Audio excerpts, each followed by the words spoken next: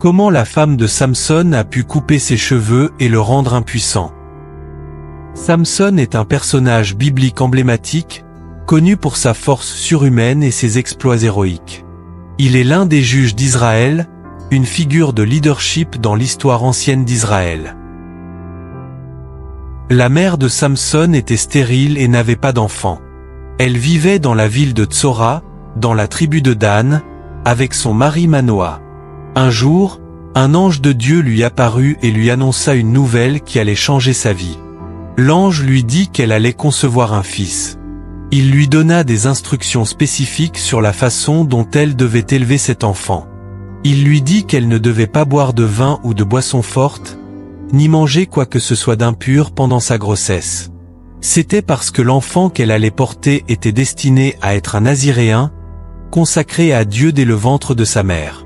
L'ange annonça également que l'enfant aurait une force extraordinaire et qu'il commencerait à délivrer Israël de la domination des Philistins. Cette annonce a été accueillie avec joie et crainte par la mère de Samson et son mari, qui ont accepté avec foi la mission que Dieu leur avait confiée. La jeunesse de Samson est marquée par des exploits qui témoignent de sa force surnaturelle, un don direct de Dieu. Tout d'abord, rappelons que l'histoire de Samson a commencé par une violation de la loi de Dieu.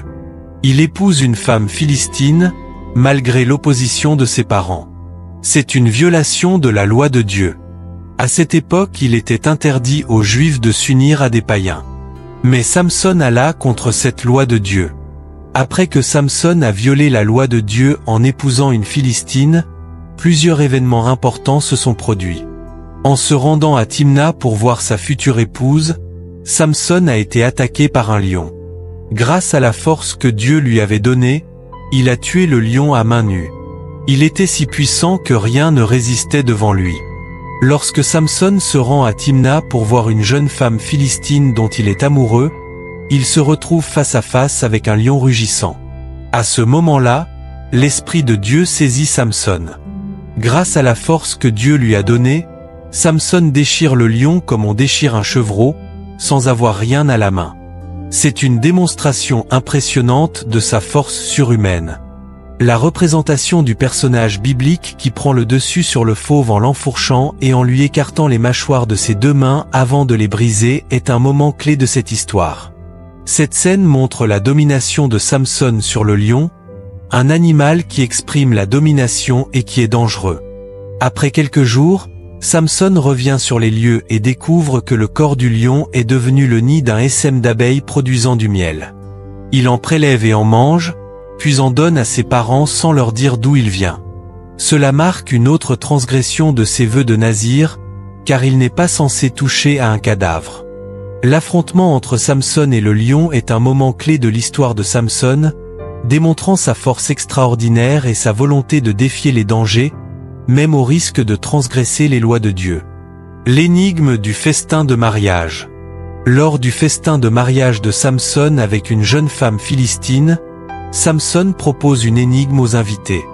L'énigme est la suivante: de celui qui mange est sorti ce qui se mange, et du fort est sorti le doux. Cette énigme fait référence à l'incident où Samson a tué un lion à main nue et a ensuite trouvé du miel dans le cadavre du lion. Samson fait un pari avec les invités. S'ils peuvent résoudre l'énigme, il leur donnera 30 vêtements de rechange. Sinon, ils devront lui donner 30 vêtements de rechange. Incapables de résoudre l'énigme, les invités menacent la femme de Samson pour qu'elle leur donne la réponse. Sous la pression, elle finit par trahir Samson et leur révèle la solution. En apprenant la trahison, Samson est enflammé de colère. Pour remplir son contrat, il se rend à Ascalon, une ville philistine, tue 30 hommes et prend leurs vêtements pour les donner aux invités qui ont résolu l'énigme. Cet événement marque le début d'une série de conflits entre Samson et les Philistins, qui culmineront finalement dans la destruction du temple de Dagon. Malgré sa force surhumaine, Samson est constamment trahi par ceux qu'il aime, ce qui conduit à sa chute. L'on pourrait se poser la question de savoir si tout ne découle pas du fait qu'il ait désobéi à Dieu.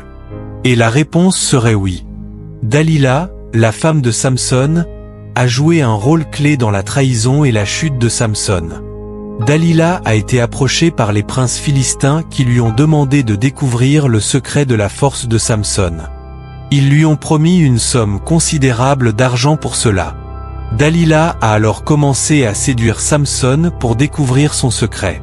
Après plusieurs tentatives, Samson a finalement révélé à Dalila que sa force résidait dans ses cheveux. Il lui a dit qu'il avait été consacré à Dieu en tant que nazir depuis sa naissance, ce qui signifiait qu'il ne devait jamais se couper les cheveux. Profitant de cette information, Dalila a trahi Samson en coupant ses tresses pendant qu'il dormait. Lorsque Samson s'est réveillé, il a découvert que sa force l'avait quitté. Après la trahison de Dalila, les Philistins ont attaqué et capturé Samson. Ils lui ont crevé les yeux et l'ont emmené en captivité à Gaza. Là, il a été réduit à l'esclavage et utilisé pour divertir les Philistins. Après que les cheveux de Samson aient été coupés, ils ont commencé à repousser alors qu'il était en captivité. Pendant ce temps, Samson était utilisé comme une bête de somme, tournant une meule toute la journée dans sa prison. Lors d'un sacrifice à leur dieu Dagon, les Philistins ont amené Samson dans leur temple pour se moquer de lui. C'est à ce moment-là que Samson a imploré Dieu de lui rendre sa force une dernière fois. Dieu a exaucé sa prière, et Samson a renversé les colonnes du temple, provoquant son effondrement. Cet acte a tué tous ceux qui s'y trouvaient, y compris Samson lui-même. Lorsque Samson a été amené dans le temple des Philistins, il a demandé à l'enfant qui le guidait de le laisser toucher les colonnes qui soutenaient le temple. Il a alors placé ses mains sur les deux colonnes centrales du temple, l'une à sa droite et l'autre à sa gauche. Il a prié Dieu de lui donner la force une dernière fois et a dit « Que je meure avec les Philistins ». C'est ainsi que l'histoire de Samson se termine, avec sa mort héroïque qui a permis de tuer un grand nombre de Philistins. Malgré sa chute, Samson a réussi à accomplir la volonté de Dieu en libérant les Israélites de l'oppression des Philistins. L'histoire de Samson dans la Bible offre plusieurs leçons importantes. Première leçon.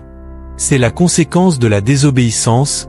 Samson a violé les vœux de son nazirat en se mariant avec une Philistine et en touchant un cadavre. Ces actes de désobéissance ont conduit à sa chute. Cela nous rappelle l'importance de respecter les commandements et les lois de Dieu. Deuxième leçon à retenir est que la trahison peut venir de ceux que nous aimons. Samson a été trahi par sa femme, Dalila, qui a révélé le secret de sa force aux Philistins. Cela nous enseigne à être prudents dans nos relations et à ne pas mettre notre confiance en l'homme, mais en Dieu. Troisième leçon. Dieu utilise nos erreurs pour accomplir ses desseins. Malgré ses erreurs, Dieu a utilisé Samson pour libérer les Israélites de l'oppression des Philistins. Cela nous montre que Dieu peut transformer nos erreurs et nos échecs en victoire pour sa gloire. Quatrième leçon. La miséricorde de Dieu, même après que Samson ait été trahi et capturé, Dieu a répondu à sa prière et lui a rendu sa force pour qu'il puisse vaincre les Philistins. Cela démontre la miséricorde et la grâce de Dieu, même envers ceux qui ont péché contre lui. Sixième leçon à retenir. La force véritable vient de Dieu.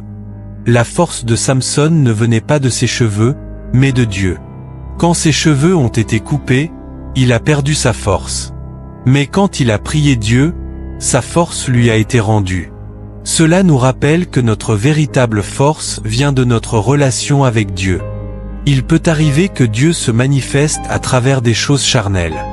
Mais si cela arrivait, sachons que c'est l'esprit qui prend corps avec cette chose que nous voyons. Après avoir suivi cette histoire, que retenez-vous?